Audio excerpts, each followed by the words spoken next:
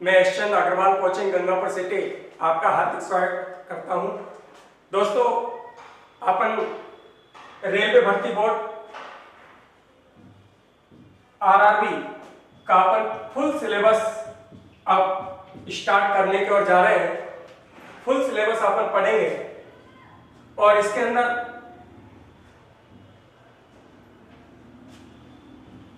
RRB के द्वारा निकाली हुई चाहे NTPC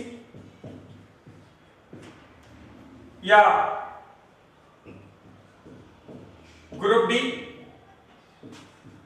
TC, RPSC,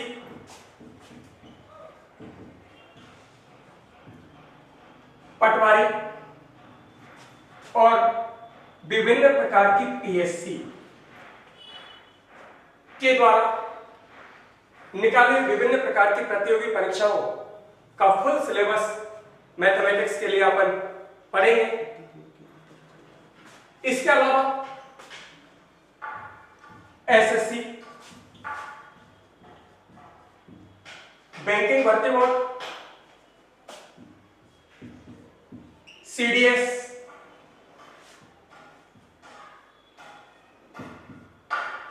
Delhi police इत्यादि का हम फुल सिलेबस अध्ययन करेंगे। आज से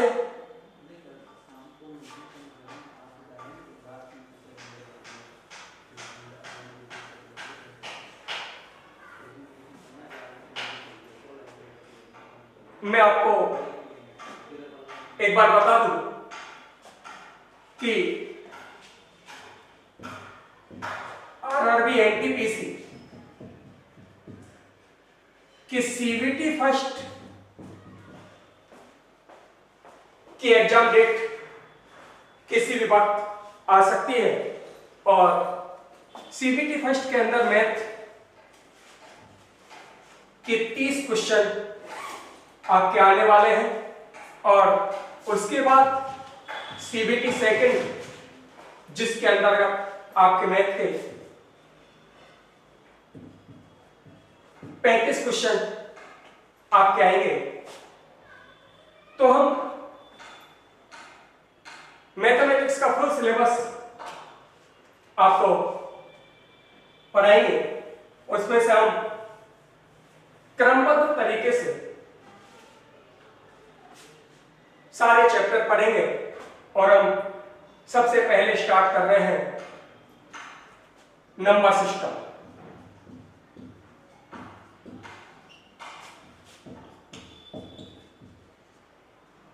यानी संख्या पद्धति।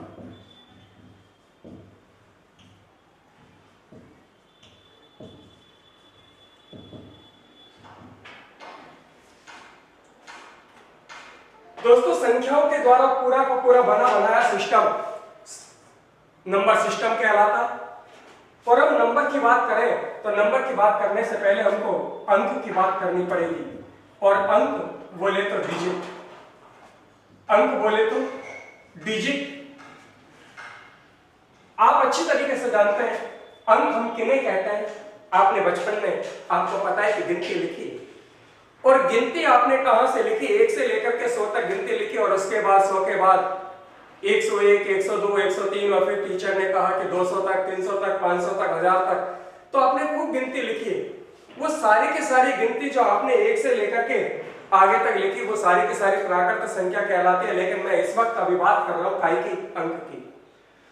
अंक आपके होते हैं 10, 0 से लेकर के 0, 1, 2, 3, 4, 5, 6, 7, 8, 9। ये सारे के सारे डिजिट हैं। डिजिट बोले तो अंक। ये कितने अंक हैं? 1, 2, 3, 4, 5, 6, 7, 8, 9, 10। ये सारे के सारे 10 अंक हैं। एक बात हो, अंक के बाद दूसरी चीज आती है संख्या। और संख्या बोले तो नंबर।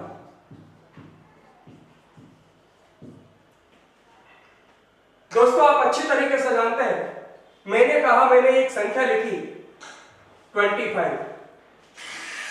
मैं आपसे कहूं कि इसको क्या कहेंगे, ये संख्या है। अगर मैं आपसे पूछूं इस संख्या में कितने अंक हैं, इस संख्या में कितने अंक हैं, तो इस संख्या में 2 अंक हैं, एक ये और एक ये। मैंने कहा 123, 123 ये क्या है? संख्या है, लेकिन इसमें अंक कितने हैं? अंक है 3, 1 2 3।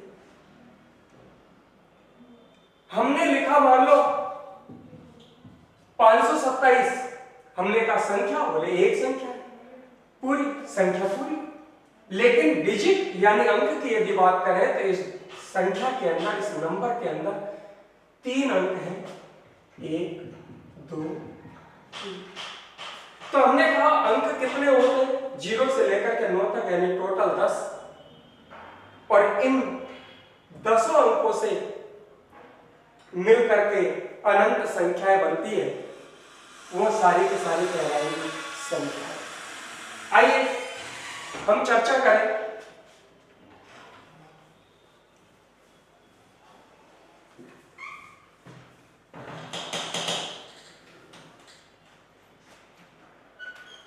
हम चर्चा करें अंकों की संख्या निकालना।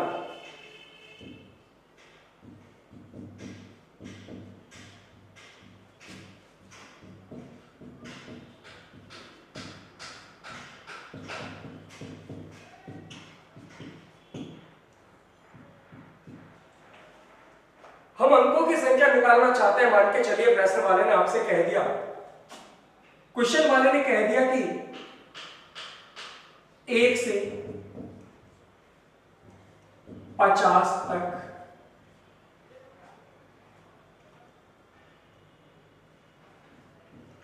कुल 1 से 50 तक की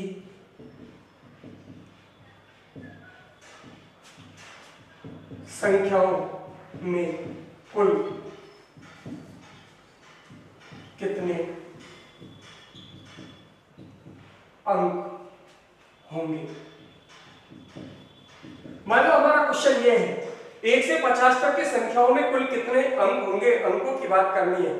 तो दोस्तों एक बात बताइए, सबसे पहले आप क्या करेंगे? आप सबसे पहले 1 से लेकर के 9 तक,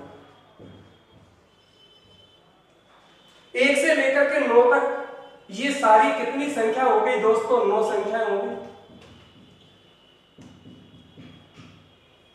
और ये सारी संख्याएं एक एक अंक की है, इन सारी संख्याओं में एक एक डिजिट है, तो टोटल 1 से मल्टीप्लाई कर दें तो टोटल 9 अंक तो ये हो गए दोस्तों। उसके बाद आप 10 से 50 तक, 10 से 50 तक टोटल कितनी संख्या हो गई? 41। देखिए दोस्तों 50 में से आप पहले कितने गिन चुके? 1 से लेकर 9 तक, 9 तक गिन चुके, 9 को घटा दीजिए, 50 में से 9 गया तो 41। कितनी संख्याएं बची? 41 संख्याएं बची। ये 41 संख्याएं सारी की सारी संख्याएं 2-2 अंकों से मिलकर के बनी है, अर्थात इन सारी संख्या में 2 डिजिट है। तो 2 से 41 दूनी 82 डिजिट है। ऐसे करके टोटल डिजिट कितने हो गए? 9 और 2 11 के, हासिल के 8 हुए, कुल 91 अंक हो गए। तो दोस्तों ध्यान करें, 1 से लेकर के 50 तक की संख्याओं में कुल कितने अंक होंगे? सबसे पहले हमने 1 से 9 तक टोटल 9 संख्या होंगी। ये सारी संख्या सारी एक एक अंक की है, तो 9 एकम 9 अंक तो ये हो गए। उसके बाद 10 से लेकर के 50 तक ये 41 संख्या हो गई। ये सारी संख्या 2-2 अंकों की है, 82 अंक की हो गए। आइए नेक्स्ट दोबारा देखें एक बार। मान के चलिए मैं लिखूं 1 से 75 तक कुल संख्याओं में कितने अंक होंगे? तो आइए दोस्तों सबसे पहले हम 1 से लेकर के कहां तक गिनेंगे? 9 तक। 1 से लेकर के 9 तक ये सारी 9 संख्या हो गई। ये सारी संख्या एक एक अंक की है, तो 9 एकम 9 अंक पर हुई। उसके बाद 10 से कहां तक? 75 तक। ये कितनी संख्या होगी? 10 से 75 की यदि हम बात करें तो ये संख्या होगी 66, यानी 66। 66 कैसे आया कि 75 में से पहले आप कितनी काउंट कर चुके? 9 तक काउंट कर चुके, तो 75 में से 9 घटा दीजिए, 66। ये सारी 66 संख्या है, दो दो अंकों की संख्या है, तो 66 दूनी 132 अंक ही टोटल हो गए। 2 और 9 11 की एक हासिल किए, 4 और 141 अंक हो गए। दोस्तों समझने में आया होगा। आइए एक बात दोबारा समझें।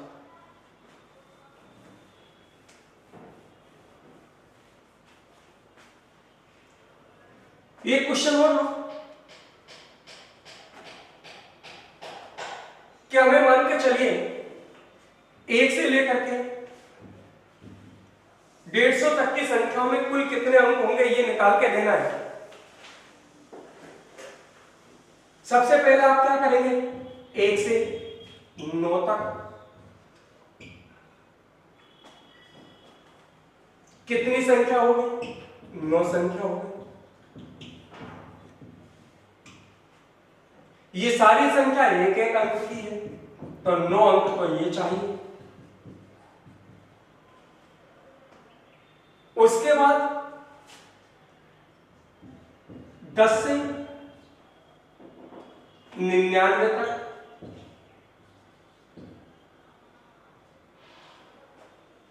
ये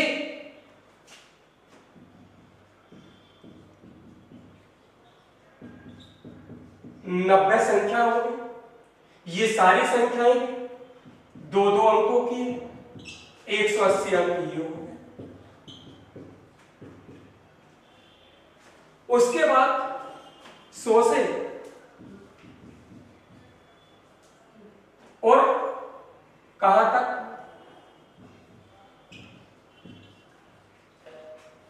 150 तक।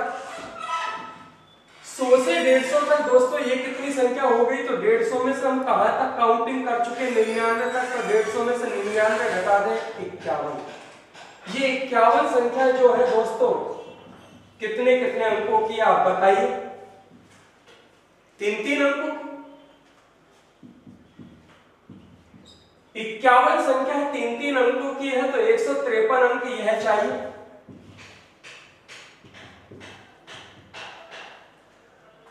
पहले हमने निकाला 1 से 9 तक 9 संख्या हो गई। सारी संख्या एक एक अंक की है, तो 9 अंक तो ये हो गए। उसके बाद 10 से लेकर के 99 तक ये सारी संख्याएं दो दो अंकों की है। कितनी संख्या हो गई? 90 संख्या दो दो अंकों के, 90 दूनी 180 अंक ये हो गए। उसके बाद 100 से लेकर के 150 तक ये कितनी संख्या हो गई? 51 संख्या हो गई। और ये सारी संख्या कितने कितने अंकों के? 3-3 अंकों की, 153 अंकों की ये हो गए। तो ऐसे करके टोटल मिला करके 9 और 3 12 की 2 हासिल की, 9 और 5 14 की 4 हासिल की, 1 और 1 2 और 1, तो टोटल मिला करके 342 है। दोस्तों क्वेश्चन की भाषा भी चेंज की जा सकती है। रेलवे भर्ती बोर्ड में क्वेश्चन आया कि 1 से लेकर 150 तक की संख्याओं को टाइप करने पर टाइप राइटर यानी टाइप मशीन के द्वारा हम टाइप करना चाहते हैं 150 तक की संख्या, तो हमें कितनी बार पंच करना पड़ेगा? यानी उन बटनों को, अक्षर के बटनों को कितनी बार पंच करना पड़ेगा, कितनी बार दबाना पड़ेगा, कितनी बार टाइप करना पड़ेगा? बात ही या दूसरे शब्दों में यूं कह दे कि प्रश्न दूसरा भी बन सकता है कि हम 150 पेज की किताब लिखना चाहते हैं और ये 150 पेज की किताब के अंदर पेज नंबर डालना चाहते हैं। 150 पेज की किताब के अंदर हर पेज पर पेज नंबर डालना चाहते हैं, तो हमें पेज नंबर डालने के लिए कुल कितने अंकों की आवश्यकता पड़ेगी? आप बताइए, सोचिए। तो बात एक ही, कि हमें टोटल मिलाकर के 342 अंकों की आवश्यकता पड़ेगी। क्यों? क्योंकि पेज नंबर 1 से लेकर के 9 तक जब आप लिखोगे तो ये सारे पेजों पे एक एक अंक के हिसाब से 9 अंक तो ही। उसके बाद पेज क्रमांक नंबर 10 से लेकर के 99 तक 90 संख्या ये हो गई, ये सारे दो दो अंकों 180 अंक ये चाहिए।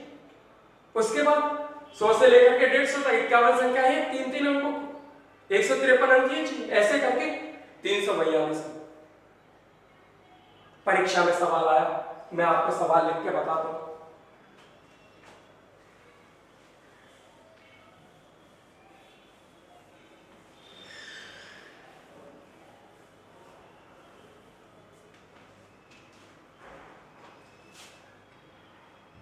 तीन सौ पृष्ठ की किताब पर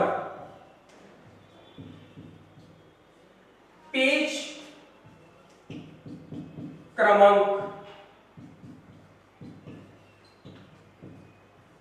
लिखने हेतु कितने अंकों की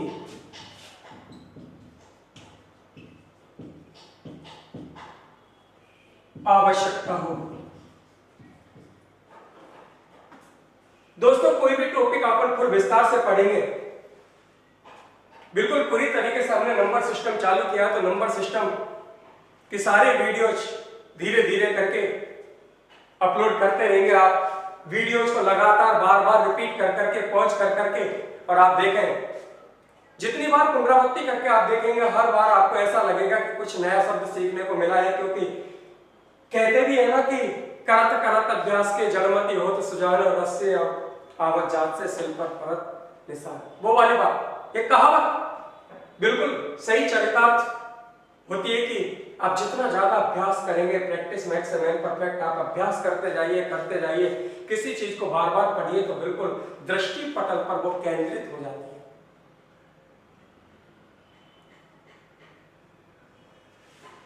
हम 300 पृष्ठ की किताब लिखना चाहते हैं, उसको पेज क्रमांक की बात करना चाहते हैं। अब मुझे बताइए पेज क्रमांक लिखने वाला क्या करेगा? सबसे पहले पेज नंबर 1 से 9 तक, पेज नंबर 1 से लेकर के 9 तक लिखेगा। और ये कितने पेज हो जाएंगे दोस्तों? 9 पेज हो जाएंगे। और 9 पेज सारे के सारे एक एक अंक की संख्याएं, ये यानी 9 अंक तो ये चाहिए। उसके बाद पेज नंबर 10 से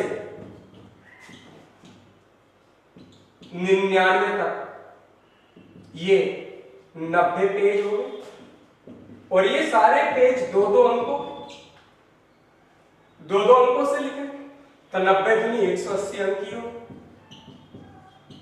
उसके बाद पेज नंबर 100 से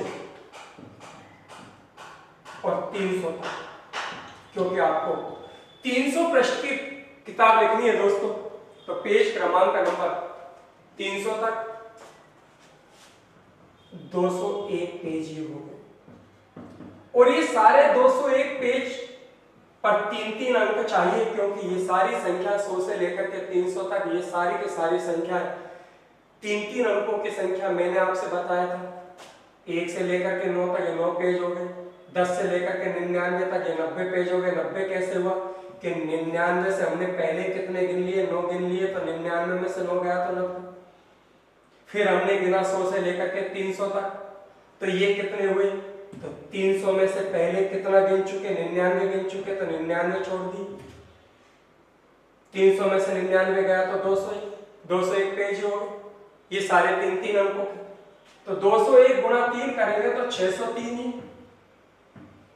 ऐसे करके कुल कितने अंकों की आवश्यकता पड़ी? 9 और 3 12 की 2 हासिल की, 9 6 और 1 792 अंकों की हमें आवश्यकता पड़ी दोस्तों, कि नहीं? क्लियर? एक बार आप इस पेज को उतार लीजिए।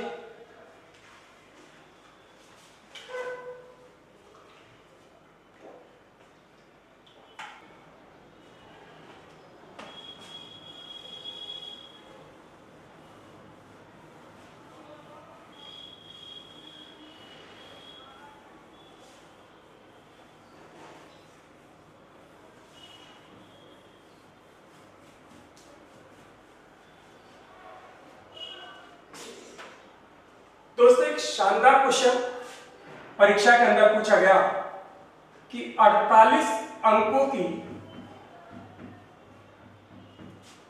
कुल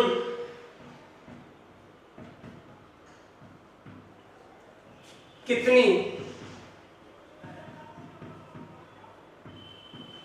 संख्या होती है। 48 अंकों की कुल कितनी संख्या होती है, परीक्षा के अंदर प्रश्न पूछा गया था। ऐसा परीक्षा में फिर दोबारा वंस अगेन प्रश्न पूछा गया था 100 अंकों की कुल कितनी संख्या है। तो दोनों ही प्रश्न परीक्षा के अंदर आ चुके हैं। 48 अंकों की कुल कितनी संख्या होती है यह पूछा गया था। ध्यान करें बच्चों, सबसे पहले हम बात करें एक अंक की कुल कितनी संख्या होती है। एक अंक की कुल संख्या, आप जानते हैं एक अंक की संख्या 1 से 9 तक, ये टोटल 9 संख्या है। यदि मैं बात करूं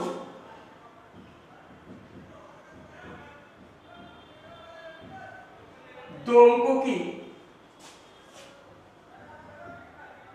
संख्या कितनी होती है, तो दो अंकों की संख्या प्यारे 10 से 99 तक अर्थात 90 संख्या। यदि मैं बात कर दूं आपसे 3 अंकों की, तो 3 अंकों की संख्या 100 से और 100, 999,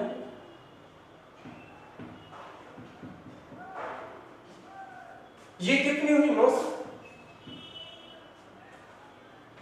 यदि बात करूं 4 अंकों की,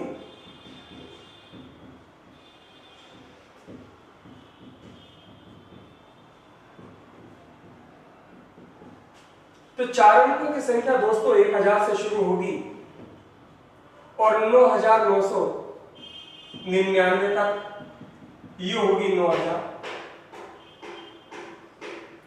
यदि मैं 5 अंकों की संख्या की बात कर दूं,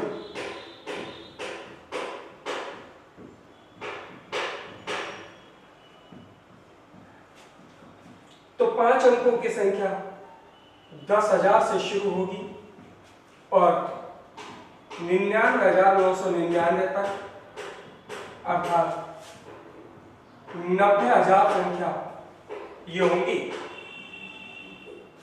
यदि मैं बात कर दूं 48 अंकों की, 48 अंकों की संख्या, तो दोस्तों 48 अंकों की संख्या पता नहीं कितनी होंगी, लेकिन एक मंथन करिए आप। मैंने आपको यहां निकाल के बताया 1 अंक की, 2 अंक की, 3 अंक की, 4 अंक की, 5 अंकों की संख्या निकाल के बताई। तो आप देखिए, जरा गौर करिए, जब मैंने 1 अंक की संख्या निकाली तो 2 अंकों की निकाली तो 90, 900, 9000, 90,000 अर्थात लगातार एक एक शून्य बढ़ती जा रही है। लगातार एक एक शून्य बढ़ती जा रही है। यदि हम इसका लिखने का तरीका देखें तो हम इसको यूं कह सकते हैं कि 9 गुणा 10⁴। यदि हम इसकी बात करें तो इसको कह सकते हैं 9 गुणा 10⁻3। यदि इसकी बात करें तो हम इसको कह सकते हैं 9 गुणा 10⁻2। इसको कह सकते हैं 9 गुणा 10⁻1 और इसको कह सकते हैं 9 गुणा 10⁻0। तो जरा देखिए दोस्तों, जब 1 अंक की पूछी गई तो पावर कितनी लगी 0, और जब 2 अंक की पूछी गई तो पावर 1, और जब 4 अंकों की पूछी गई तो पावर 3, और जब 5 अंकों की पूछी गई तो पावर 4 अर्थात पावर जितने अंकों की संख्या पूछी जाए उससे पावर 1 कम, अर्थात अब मुझसे पूछा गया 48 अंकों की संख्या, तो मैं दावे के साथ कह सकता हूं कि 9 तो सब में चल ही रहा है, लेकिन 10 की पावर 47 अर्थात 1 कम। और यदि अब आपसे कह दे कि 100 अंकों की कुल कितनी संख्या होंगी, तो 100 अंकों की संख्या निकाले हम, तो अब आप आराम से 100 अंकों की संख्या निकाल सकते हैं दोस्तों। 100 अंकों की संख्या कि 9 गुना 10 टू पावर 99 अर्थात 1 कम। मैं समझता हूं पूरी तरीके से बात समझने में आई होगी। ध्यान करें, गौर करिए। जब एक अंक की संख्या की बात करें तो 1 से लेकर के 9 तक, यानी टोटल मिलाकर के 9 संख्या हो गई, जिसको कह सकते हैं 9 गुणा 10 की पावर 0।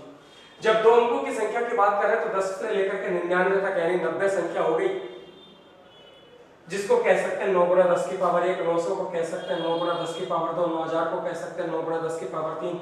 90000 को कह सकते हैं 9 गुणा 10 की पावर 4। तो मुझे 48 अंकों की संख्या चाहिए, तो 9 गुणा 10 की पावर 47। और अगर 100 अंकों की संख्या चाहिए तो 9 गुणा 10 की पावर 99।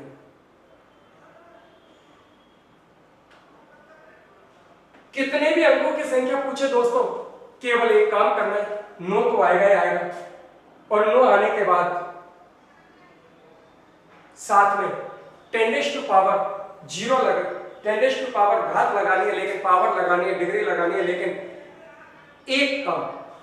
48 अंकों की तो पावर लगा दी 47। 100 अंकों की संख्या तो पावर लगा दी 99। अब आपसे कोई कहे कि मुझे 500 अंकों की संख्या बताइए, आपसे 500 अंकों की संख्या पूछना चाहे तो नो प्रॉब्लम। 500 अंकों की संख्या कितनी हो जाएगी? 9 गुणा 10 टू पावर 499। क्लियर?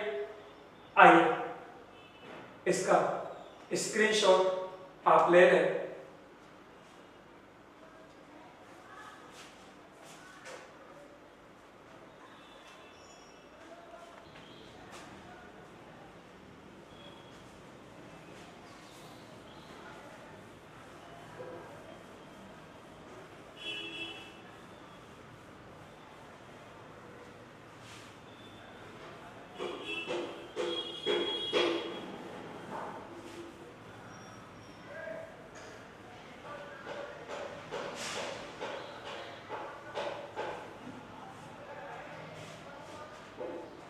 आइए दोस्तों, अब अपन विभिन्न संख्याओं के बारे में थोड़ा सा अध्ययन कर लें, क्योंकि नंबर सिस्टम अपना टॉपिक आपने चालू किया है, तो पूरा का पूरा नंबर सिस्टम एक सुचारू रूप से क्रमबद्ध तरीके से हम पढ़ेंगे। हम विभिन्न प्रकार की संख्याओं के बारे में अध्ययन करेंगे। तो सबसे पहले अपन बात करेंगे वास्तविक संख्या।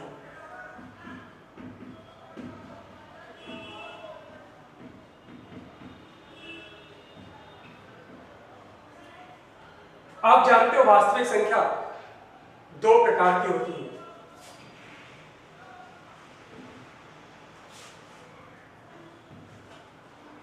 वास्तविक संख्या को कहते हैं कि रियल नंबर।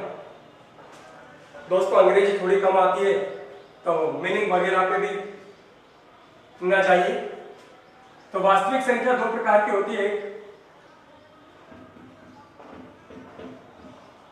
परिमेय यानी रेशनल नंबर, और दूसरी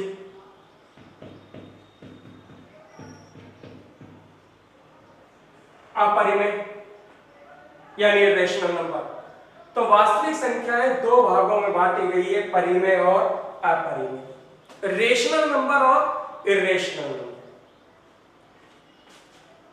परिमेय संख्या किसे कहते हैं? ऐसी संख्या जिसको P बटे Q के रूप में लिखा जा सके, जहां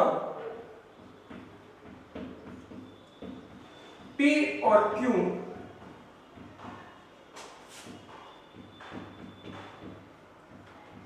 पूर्णांक हो तथा Q is not equal to 0।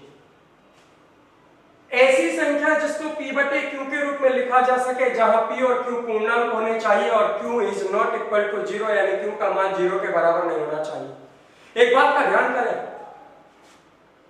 मैं यूं कह दूं ऐसी संख्या जिसको अंश बटे हर के रूप में लिखा जा सके, ऐसी संख्या जिसको बटे के रूप में लिखा जा सके, ऐसी संख्या जिसको भिन्नों के रूप में लिखा जा सके, वो सारी की सारी संख्या क्या कहलाएगी? परिमेय संख्या कहलाएगी, रेशनल नंबर कहलाएगी।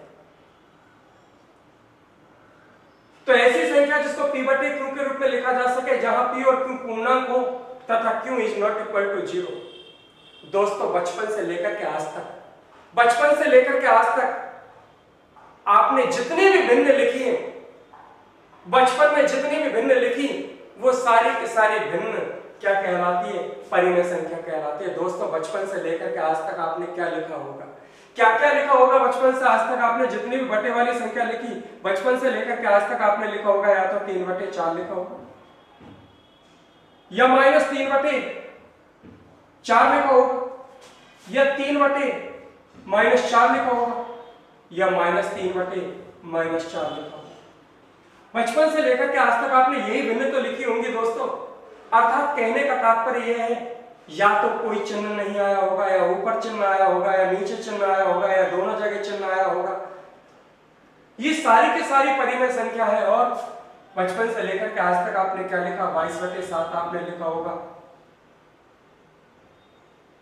44 बटे 14 आपने लिखा होगा। ये सारी की सारी भिन्न क्या कहलाएगी? परिमेय संख्या कहलाएगी। ये सारी की सारी अंश बटे हर यानी p बटे q के रूप में है। ये सारी संख्या p बटे q के रूप में है। दूसरी बात, q is not equal to 0 यानी q का मान 0 के बराबर नहीं होना चाहिए। तो यहां देखिए q का मान 0 के बराबर नहीं, q का मान यहां भिन्न भिन्न चल रहा है। तो ये सारी संख्या क्या कहलाएगी? परिमेय संख्या कहलाएगी, रेशनल नंबर कहलाएगी। और बचपन से लेकर के आज तक आपने जितनी भी दशमलव वाली संख्या लिखी है ना दोस्तों, वो सारी की सारी दशमलव वाली संख्या क्या कहलाएगी? परिमेय संख्या। क्या लिखा होगा बचपन से आज तक आपने? जरा देखिए, बचपन से आज तक आपने 6.25 लिखा होगा, या 3.14 लिखा होगा, या फिर 2.67 बार लिखा होगा, या फिर 1.3333333333333 डॉट डॉट डॉट ये लिखा। मुझे बताइए, यही तो लिखा आपने। और अगर यही लिखा तो ये तो सारी की सारी संख्या क्या कहलाएगी? परिमेय संख्या कहलाएगी दोस्तों। ये सारी की सारी संख्या परिमेय संख्या कहलाएगी। और ऐसी संख्या जो पूर्ण वर्ग हो, अर्थात जिनका वर्गमूल पूरा पूरा निकल के आए, जिनका वर्गमूल पूरा पूरा निकाला जा सके, अर्थात √1, √4, √9, √16, √25, √36, √49, बहुत सारी संख्या कहां तक लिखेंगे? जिनका वर्गमूल पूरा पूरा निकल के आ जाए, जिनका वर्गमूल पूरा पूरा निकाला जा सके, वह संख्या क्या कहलाएगी? परिमेय संख्या कहलाएगी, रेशनल नंबर कहलाएगी। और समस्त पूर्णांक अर्थात ऋणात्मक और धनात्मक सारी संख्या क्या कहलाएगी? परिमेय संख्या। अर्थात बचपन से लेकर के आज तक आपने जितनी भी संख्या लिखी है, चाहे गिनती लिखते समय, चाहे पहाड़ा लिखते समय, चाहे जोड़ते समय, चाहे बाकी करते समय, आपने जितनी भी संख्या लिखी, वो सारी की सारी संख्या क्या कहलाएगी? परिमेय संख्या कहलाएगी। अर्थात चाहे आप 0 लिखें, चाहे प्लस का 1 लिखें, चाहे माइनस का 1 लिखें, चाहे प्लस का 2, चाहे माइनस का 2, प्लस का 3, माइनस का 3, प्लस का 4, माइनस का 4, प्लस का 5, माइनस का 5, अर्थात इसको कहते हैं समस्त पूर्णांक।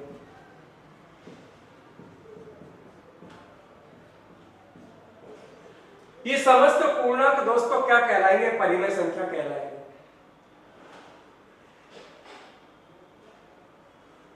दूसरी आती है दोस्तों क्या? अपरिमेय संख्या, अर्थात इर्रेशनल नंबर। ऐसी संख्या जिसको p बटे q के रूप में नहीं लिखा जा सके, ऐसी संख्या जिसको p बटे q के रूप में नहीं लिखा जा सके, वह संख्या क्या कहलाएगी दोस्तों? अपरिमेय संख्या कहलाएगी। सबसे अच्छा उदाहरण है पाई। दोस्तों पाई कैसी संख्या है? अपरिमेय संख्या है। जबकि 22/7 कैसी संख्या है? परिमेय संख्या। 3.14 कैसी संख्या? परिमेय संख्या।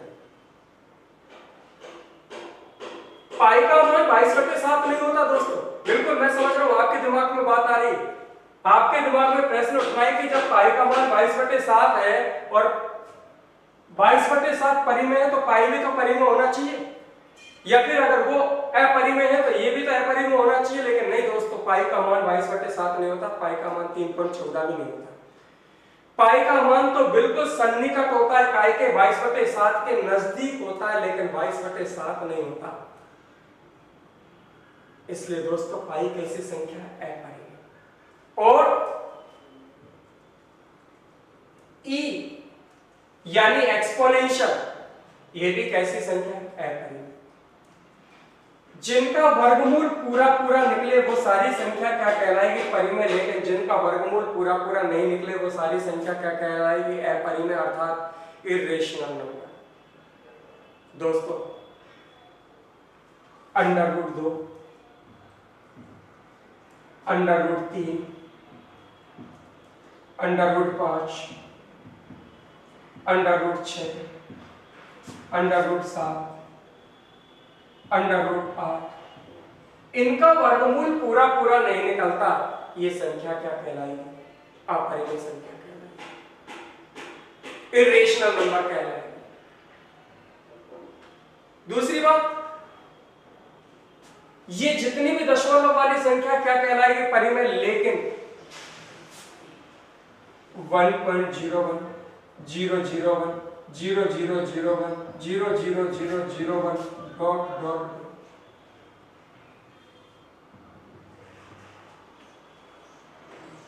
ये अपरिमेय संख्या कहलाएगी दोस्तों। अब हमारे दिमाग में प्रश्न उठ रहा है कि साहब ये सारी दशमलव वाली संख्या परिमेय है जबकि वो अपरिमेय है, ये और ये दोनों में क्या फर्क है? तो दोस्तों सुनिए, ये अशांत दशमलव संख्या लेकिन आवर्ती, तो इसका नाम है अशांत आवर्ती संख्या, और यह है अशांत अनावर्ती, अर्थात इसमें दशमलव के बाद अंकों की पुनरावृत्ति नहीं हो रही। जिसमें दशमलव के बाद अंकों की पुनरावृत्ति हो जाए वह अपरिमेय नहीं होती। वह कौन सी होती है? परिमेय। जैसे ही इसमें दशमलव के बाद अंकों की क्या हो रही है? पुनरावृत्ति हो रही है, तो क्या कहलाएगी? परिमेय कहलाएगी। लेकिन यहां दशमलव के बाद आने वाले अंकों की पुनरावृत्ति नहीं हो रही, तो ये क्या कहलाएगी? अपरिमेय संख्या कहलाएगी। तो गौर करिए, अपरिमेय संख्या ऐसी संख्या जिसको P/Q के रूप में नहीं लिखा जा सके, और इसका सबसे अच्छा उदाहरण है दोस्तों पाई। पाई कैसी संख्या है? अपरिमेय संख्या है। ई कैसी संख्या है? अपरिमेय संख्या है। जिन संख्याओं का वर्गमूल पूरा पूरा ना निकले वह संख्या क्या कहलाएगी? अपरिमेय संख्या कहलाएगी। और ऐसी दशमलव वाली संख्या जो अशांत हो लेकिन अनावर्ती हो, अर्थात अनावर्ती अशांत दशमलव संख्या, ये भी क्या कहलाएगी? परिमेय संख्या कहलाएगी। दोस्तों बात समझने में आई होगी। आइए आप इसका स्क्रीन शॉट ले लें।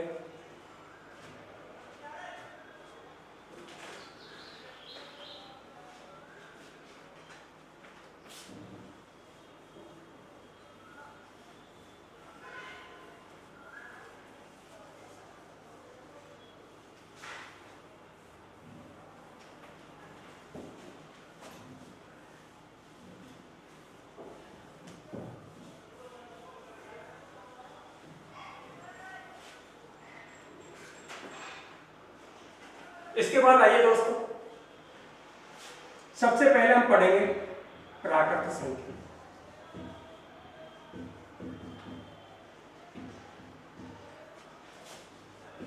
इसे कैपिटल N के द्वारा प्रदर्शित किया जाता है क्योंकि इसका नाम है नेचुरल नंबर। प्राकृत संख्या यानी नेचुरल नंबर किसे कहते हैं?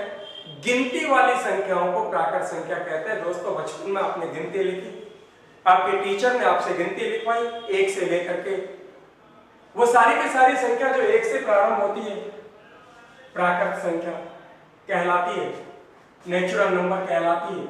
जैसे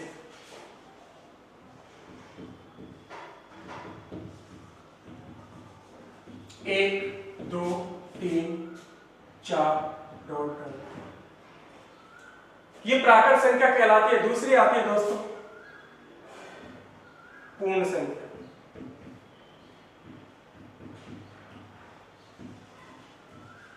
अर्थात होल नंबर, इसको W से प्रदर्शित किया जाता है।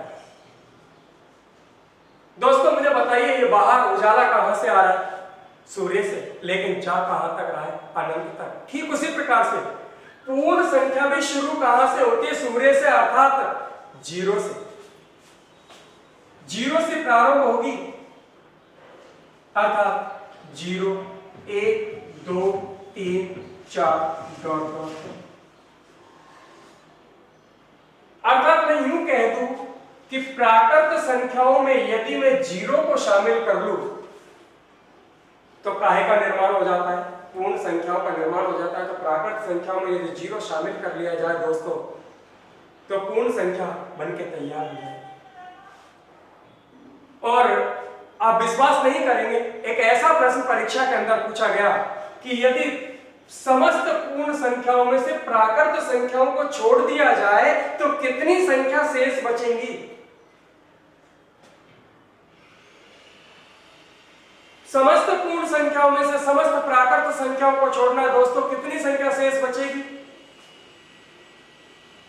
एक संख्या बचेगी, उस संख्या का नाम क्या है? 0। क्योंकि आप पूर्ण संख्याओं में से किनको छोड़ना चाहते हैं? प्राकृत संख्या इनको छोड़ना चाहते हैं। तो कितनी संख्या बची? एक संख्या बची, उसका नाम क्या है? उसका नाम है 0। कई बार दोस्तों उसने पूछा कितनी संख्या शेष बचेगी? हम जल्दबाजी इतनी होती है परीक्षा के अंदर, एक हड़बड़ा। परीक्षा के अंदर जो पेपर आता है ना दोस्तों, पेपर उसको बाली का वरदान प्राप्त होता है। ऐसा कहते हैं कि बाली को एक ऐसा वरदान प्राप्त था कि बाली के सामने जो भी आता उसकी आदि शक्ति बाली के अंदर चली जाती। ठीक उसी प्रकार से पेपर को भी ऐसा ही वरदान प्राप्त है कि पेपर के सामने जो भी प्रतिभागी बैठता है उस प्रतिभागी की आदि शक्ति उस पेपर के अंदर चली जाती है। प्रतिभागी तो केवल और केवल आदि शक्ति से परीक्षा दे पाता है। अर्थात परीक्षा से पहले उसके मन में एक, उसके दिल में एक हड़कंप मचने लगता है, एक शरीर कंपायमान सा होने लगता है। क्यों? क्योंकि हमने कर्म करने में कमी छोड़ी, हम विश्वास से भरे हुए नहीं थे। अगर शायद विश्वास से भरे होते तो शायद इस प्रकार की कंपन शरीर का हाड़ नहीं कांपता, लेकिन हमने कमी छोड़ी जिसके कारण थोड़ा मन के अंदर भय, डर बैठा। उसी हड़बड़ाहट के कारण हमारे क्वेश्चन गलत होने लगते हैं, परीक्षा कक्ष के अंदर पसीना आने लगता है।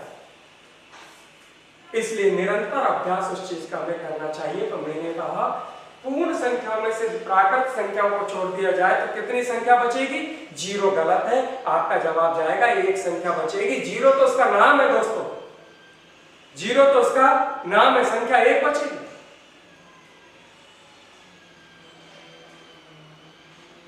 अभी लेटेस्ट ज्यादा दिन नहीं हुए, लेटेस्ट में प्रश्न पूछा गया था कि एक रिम में कितने दस्ते होते हैं?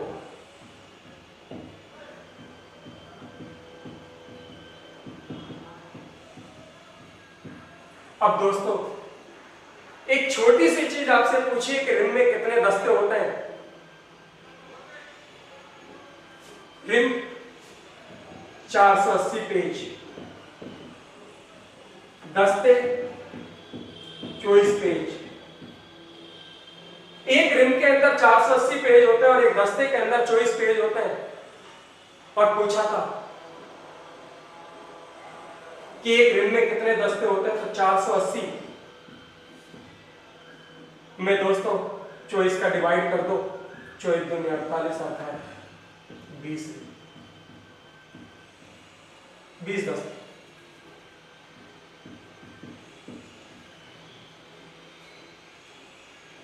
क्वेश्चन कैसा भी पूछा जा सकता है।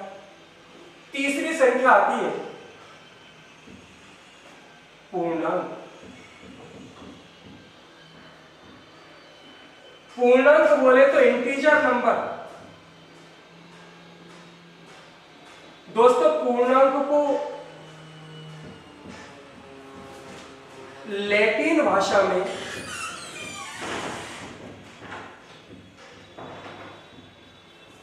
जहरी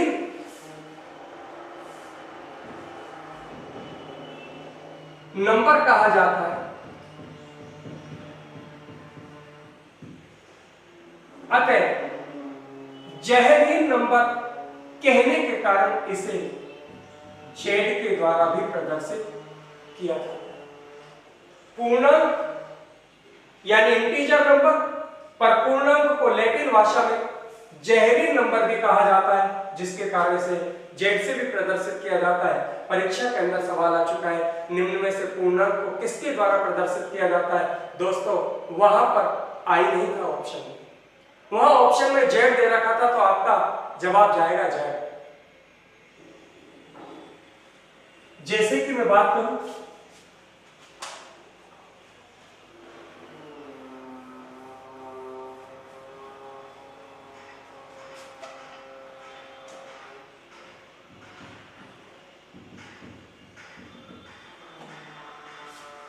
पता नहीं कहां से आती है और पता नहीं कहां को जाती है। अनंत से लेकर के अनंत तक, यानी दोनों छोर असीमित अनंत लंबाई तक आगे जा रहे हैं। वो कहते हैं ना कि महाभारत के अंदर द्रौपदी की साड़ी कि सारी है कि नारी है, नारी है कि सारी है, सारी बीच नारी है कि नारी बीच सारी है, खींचते जाओ खत्म नहीं हो रही सारी। वो की वही चीज है कि पता नहीं कहां से आ रही है, डॉट डॉट डॉट, लेकिन आती ऋणात्मक से -3, -2, -1, 0, 1, 2, 3 डॉट डॉट डॉट जाती धनात्मक की ओर। ऋणात्मक से आती और धनात्मक की ओर जाती, अर्थात 0 को शामिल करते हुए धनात्मक और ऋणात्मक दोनों संख्याओं के समूह को क्या कहा जाता है? पूर्णांक। 0 को शामिल करते हुए धनात्मक और ऋणात्मक दोनों संख्याओं के समूह को क्या कहा जाता है? पूर्णांक। इस पूर्णांक की एक खास बात होती है दोस्तों मित्रों। क्या खास बात होती है कि जो आप जैसे जैसे आप दाईं ओर जाओगे लगातार मान में वृद्धि होती जाएगी। दाईं ओर जाने पर लगातार मान में वृद्धि होगी, किंतु आप जो बाईं ओर जाओगे लगातार मान में कमी होती जाएगी।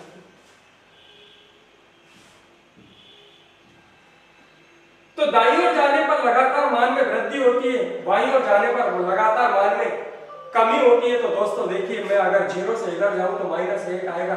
चूंकि मैं इधर जा रहा हूं तो मान में वैल्यू में क्या होगी? कमी होगी। तो 0 से छोटा कौन है? -1, और -1 से छोटा कौन है? -2, और -2 से छोटा कौन है? -3। जबकि दिखने में ऐसा लग रहा है कि संख्या बड़ी हो रही है, लेकिन दोस्तों इधर आने पर लगातार मान में क्या होती जाती है? कमी होती जाती है, ऋणात्मक संख्या है। तो ऋणात्मक संख्याओं की खास बात हो गई, क्या खास बात होगी कि जो हम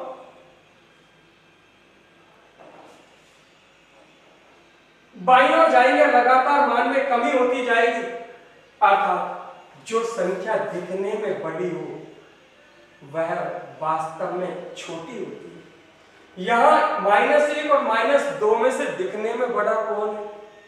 2 है दिखने में, तो ये छोटा है, इसकी वैल्यू -1 से भी कम है। इसलिए दोस्तों ध्यान करें कि पूर्णांक यानी इंटीजर नंबर यानी जहरी नंबर ऋणात्मक से आती है, धनात्मक की ओर जाती है, या यूं कह दें धनात्मक और ऋणात्मक संख्याओं और साथ में 0 को शामिल करते हुए समूह को क्या कहा जाता है? पूर्णांक। अगली चीज आती है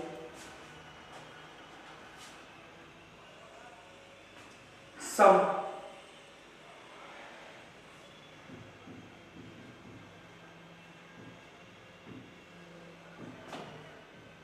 अर्थात इवन नंबर।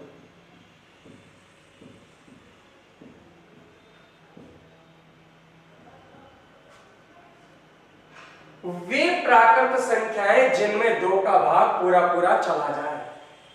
वे प्राकृत संख्याएं जिनमें 2 का भाग पूरा पूरा चला जाए वह संख्या क्या कहलाएगी? सम संख्या कहलाएगी। जैसे 2, 4, 6, 8, 9। ये सारी संख्या प्राकृत संख्या कहलाती, वो सम संख्या कहलाएगी। तो परिभाषा क्या हुई? वे प्राकृत संख्या जिनमें 2 का भाग पूरा पूरा चला जाए।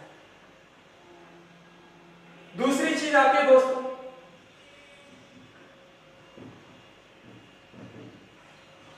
विषम संख्या अर्थात ऑड नंबर।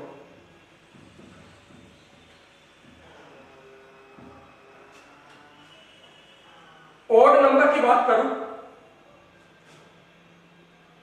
तो परिभाषा की यदि मैं बात करूं तो वे प्राकृत संख्याएं जिनमें 2 का भाग पूरा पूरा नहीं जाए। जिनमें 2 का भाग पूरा पूरा नहीं जाएगा वह संख्या क्या कहलाएगी? विषम संख्या कहलाएगी। जैसे 1, 3, 5, 7।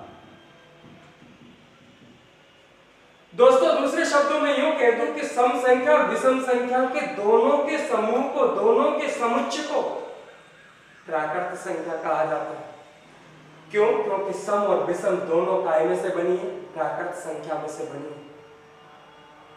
ये दोनों संख्या मिलकर के प्राकृत संख्याओं का निर्माण करती है। एक बार स्क्रीनशॉट ले लीजिए।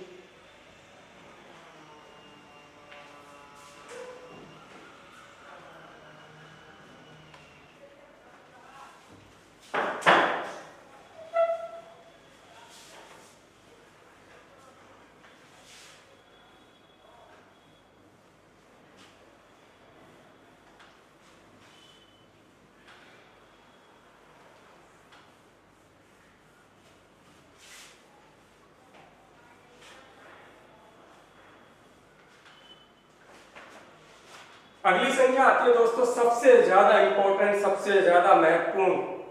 शायद ऐसी कोई एग्जाम नहीं जाती जिसके अंदर इस संख्या के बारे में ना पूछा जाए। कोई ना कोई छोटा बड़ा प्रश्न निश्चित रूप से इस संख्या को लेकर के पूछा जाता है। और वह संख्या कौन सी दोस्तों? अभाज्य संख्या।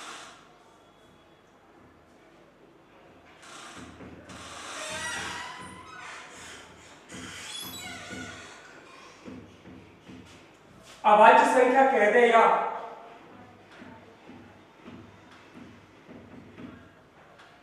रूट संख्या कह दे या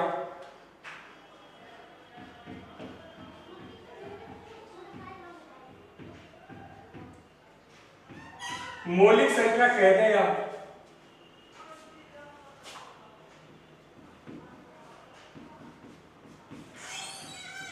प्राथमिक संख्या कह दे। और चूंकि अंग्रेजी तो मुझ पे आती नहीं, लेकिन फिर भी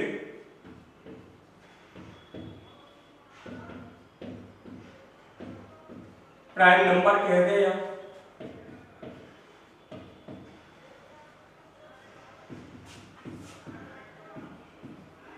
प्राइमरी नंबर कह दे। बात एक सबसे जबरदस्त इंपॉर्टेंट संख्या होती है दोस्तों ये अभाज्य संख्या, रूट संख्या, मौलिक संख्या, प्राथमिक संख्या, प्राइम नंबर। या अभी कुछ समय पहले आईटी के एग्जाम के अंदर पूछा गया था कि 2 अंकों की सबसे बड़ी अभाज्य संख्या कौन सी होती है। एक छोटा सा प्रश्न है, लेकिन नहीं जानते तो भारी बन जाती है और सिलेक्शन से वंचित हो जाते हैं। दोस्तों एक एक पॉइंट का बड़ा महत्व होता है कंपटीशन के अंदर।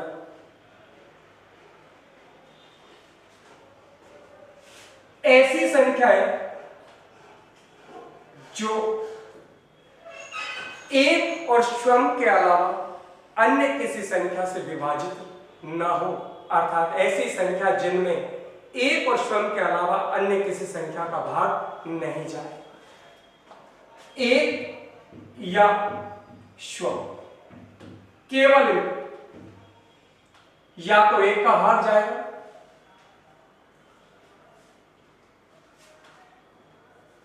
एक और स्वयं के अलावा अन्य किसी संख्या का भाग नहीं जाएगा। वो सारी संख्या क्या कहलाएगी? अभाज्य संख्या कहलाएगी, रूट संख्या कहलाएगी। जैसे हम बात करें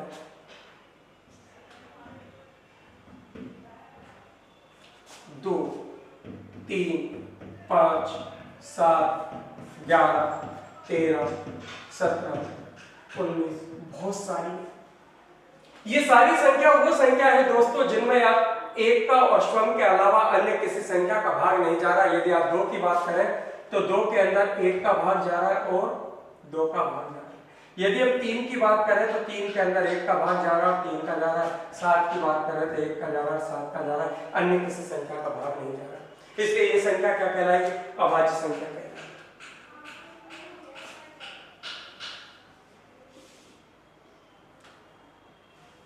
तो ऐसी संख्याएं जिनमें एक और स्वयं के अतिरिक्त अन्य किसी संख्या का भाग नहीं जाए, वह संख्या क्या कहलाएगी दोस्तों?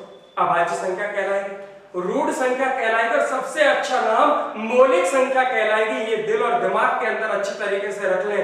कई बार एसएससी के अंदर शब्द का इस्तेमाल किया गया है, मौलिक संख्या। और मैंने कहा अभी थोड़ी देर पहले कि परीक्षा के अंदर पूछा गया था 2 अंकों की सबसे बड़ी अभाज्य संख्या, लेकिन वहां पे अभाज्य संख्या नाम नहीं था, वहां पर नाम था क्या? प्राथमिक संख्या, प्राइमरी नंबर।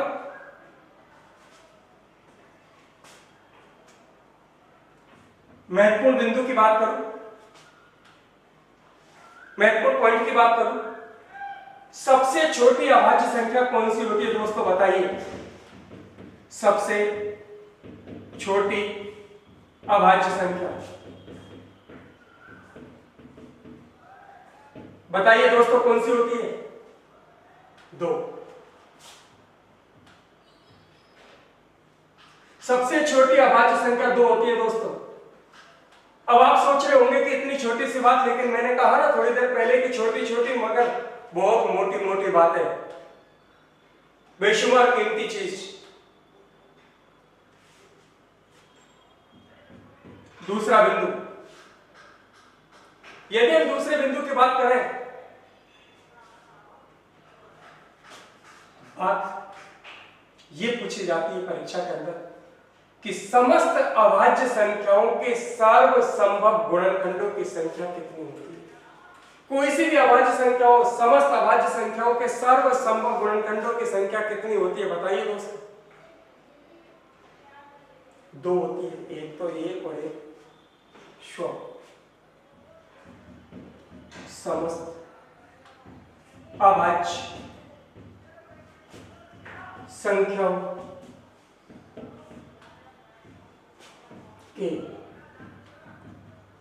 सर्वसंभव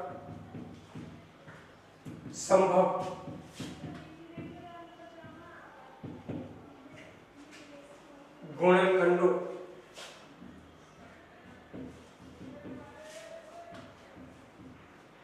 कितनी होती है दोस्तों? 2 होती है। बात आती है कौन कौन सी? एक और शून्य। समस्त अभाज्य संख्याओं के सर्वसंभव गुणनखंडों की संख्या हमेशा 2 होती है। कौन कौन सी होगी? एक और शून्य।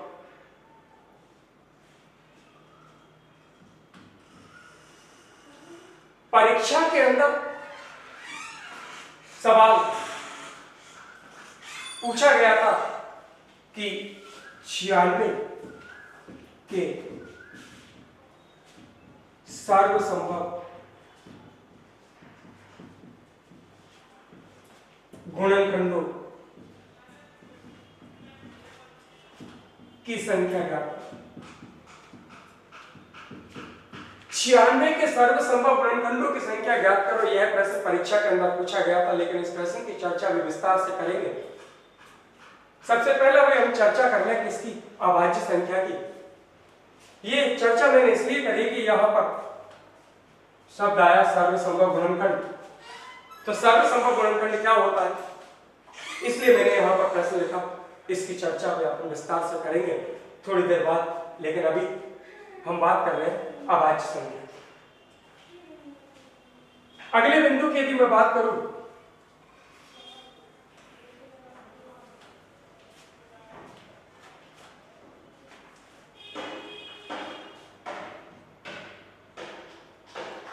परीक्षा के अंदर दोस्तों एक प्रश्न पूछा गया था कि एकमात्र सम संख्या जो अभाज्य संख्या कहलाती है ऐसी कौन सी है। एकमात्र सम संख्या, एकमात्र सम संख्या जो अभाज्य संख्या भी है। दुनिया की एक ऐसी इकलौती संतान है दोस्तों, ये ऐसी इकलौती सम संख्या, ये दो, ये सम संख्या तो ही है, ये सम संख्या तो ही है, साथ में क्या है, अभाज्य संख्या है। दोस्तों ऐसा कहते हैं कि पहले, आज तो बिल्कुल पूरी तरीके से बेटा और बेटियों में कोई भेदभाव नहीं है, और सरकार भी इस ओर पूरा प्रयास अपना कर रही है कि हम दो और हमारे दो, चाहे वो बेटा हो या बेटी हो, इससे फर्क नहीं पड़ता। तो आज तो एक ऐसी जागरूकता देश के अंदर आ चुकी है कि बेटा बेटियों में कोई भेदभाव नहीं, और जबरदस्त तरीके से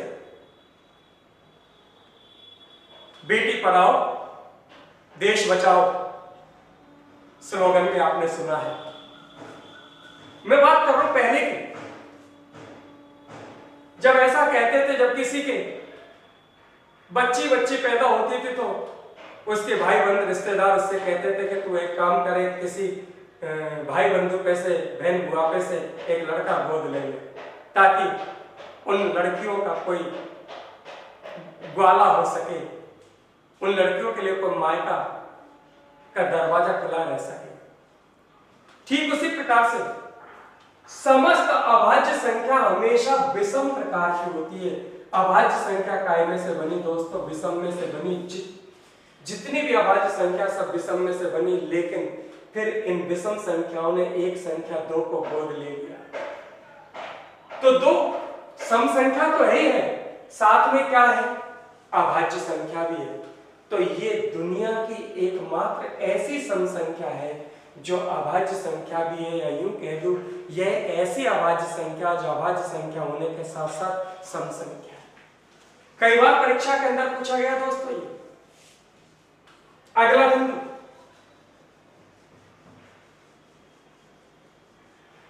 दो और तीन को छोड़कर,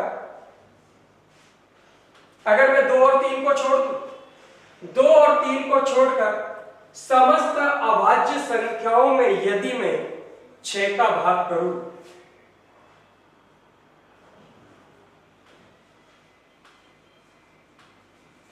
दो और तीन को छोड़कर, ये ध्यान करें,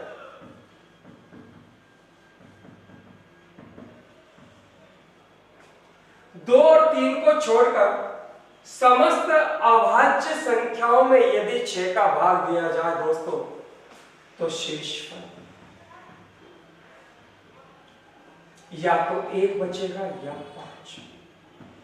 कोई सी भी अभाज्य संख्या में भाग दीजिए आप, 2 और 3 को छोड़कर समस्त अभाज्य संख्याओं में 6 का भाग देने पर शेषफल 1 या 5 बचता है। दोस्तों 2 और 3 को छोड़कर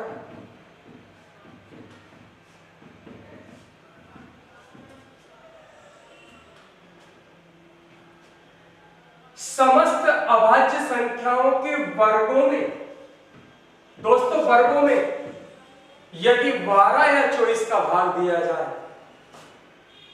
काय का 12 या 24 का भाग दिया जाए, तो जो शेष बचेगा वो हमेशा हमेशा एक बचेगा। वंस अगेन एक बार दोबारा सुनिए, 2 और 3 को छोड़कर समस्त अभाज्य संख्याओं, 2 और 3 को छोड़ना पड़ेगा, ये ध्यान रखें आप अच्छी तरीके से। 2 और 3 को छोड़कर समस्त अभाज्य संख्याओं के वर्गों में यदि हम 12 या 24 का भाग दें तो शेषफल हमेशा हमेशा क्या बचेगा? 1 बचेगा दोस्तों।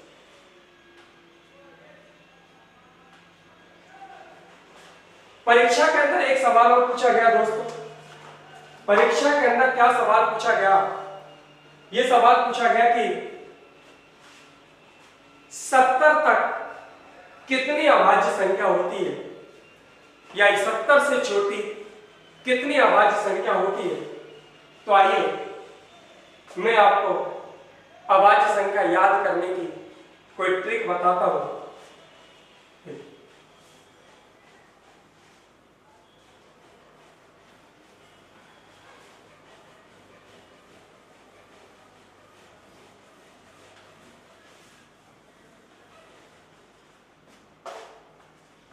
अभाज्य संख्या कैसे निकालें? दोस्तों आपको 2 फोन नंबर याद करने पड़ेंगे। पहला फोन नंबर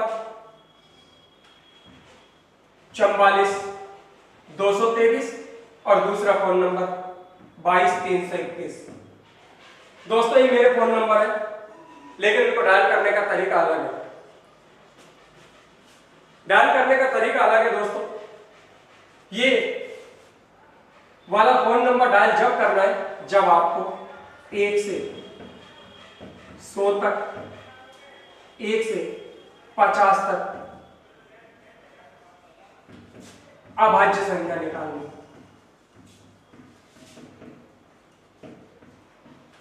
और नीचे वाले फोन नंबर का इस्तेमाल जब करना है जब आपको 51 से 100 तक अभाज्य संख्या निकालनी। तो दोस्तों क्या फोन नंबर बताया मैंने आपको? 44 223 और 22 321। ये क्या 1 से लेकर के 100 तक की अभाज्य संख्याओं का पता लगाने के लिए इससे ये पता लग जाएगा 1 से लेकर के 100 तक में कितनी अभाज्य संख्या होती है। दोस्तों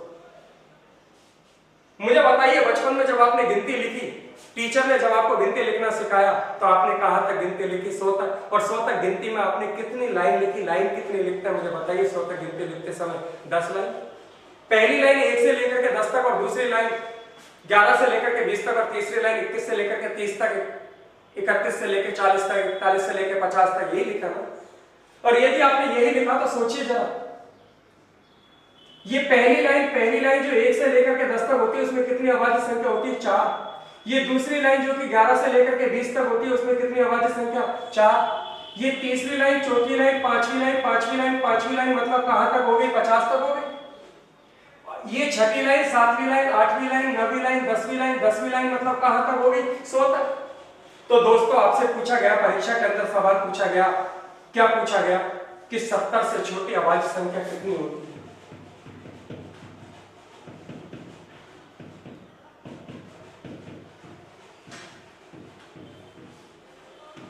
70 से छोटी अभाज्य संख्या पूछी गई। दोस्तों मुझे बताइए 70 तक अभाज्य संख्या निकालने के लिए आपको कितनी लाइन लिखनी पड़ती है?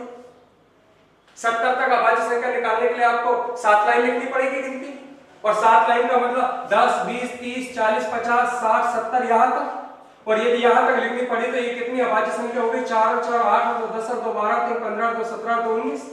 ये कितनी अभाज्य संख्या होगी? 19। तो 70 से छोटी अभाज्य संख्या कितनी होगी दोस्तों? 19।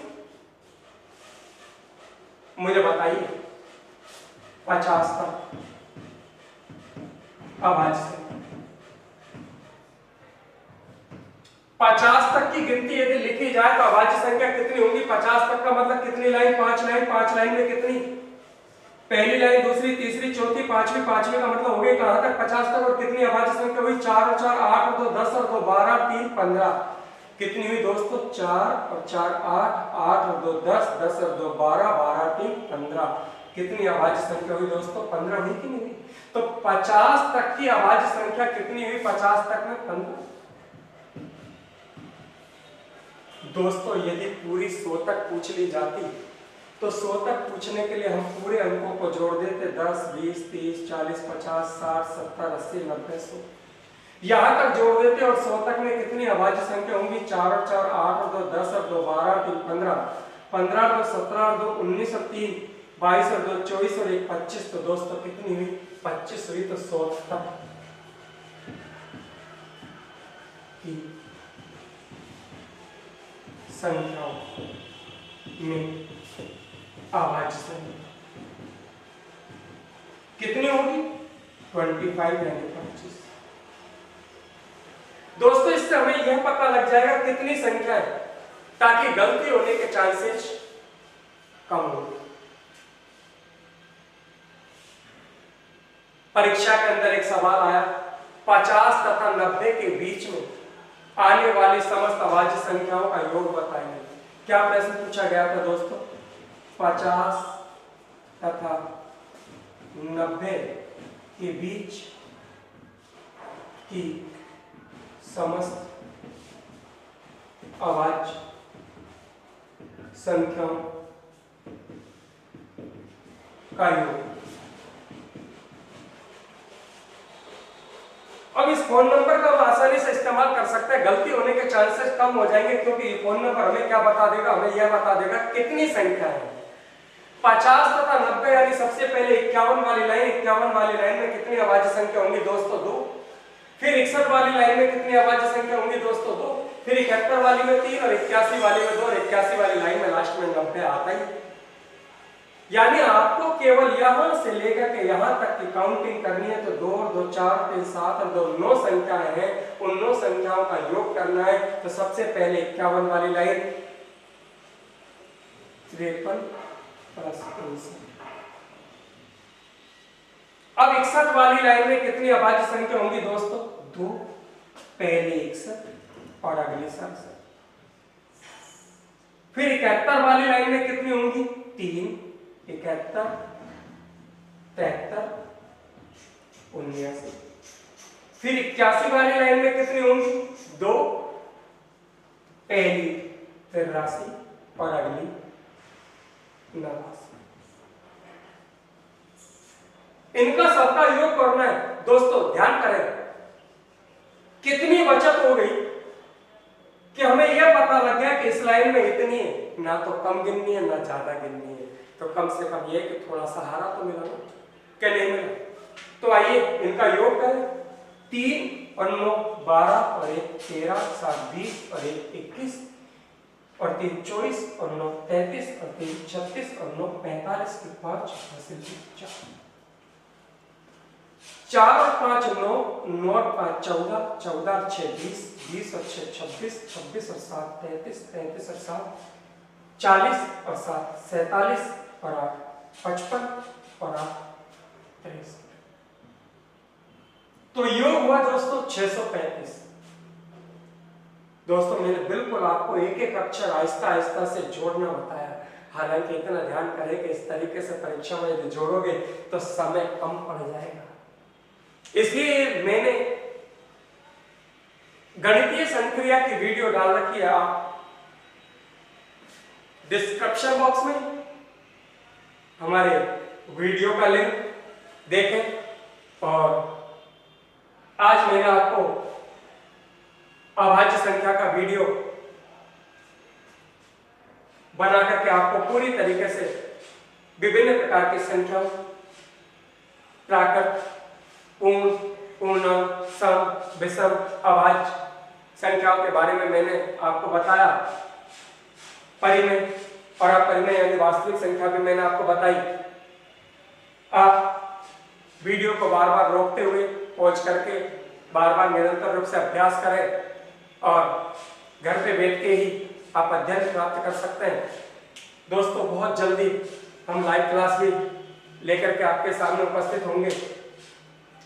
तब तक के लिए बाय बाय।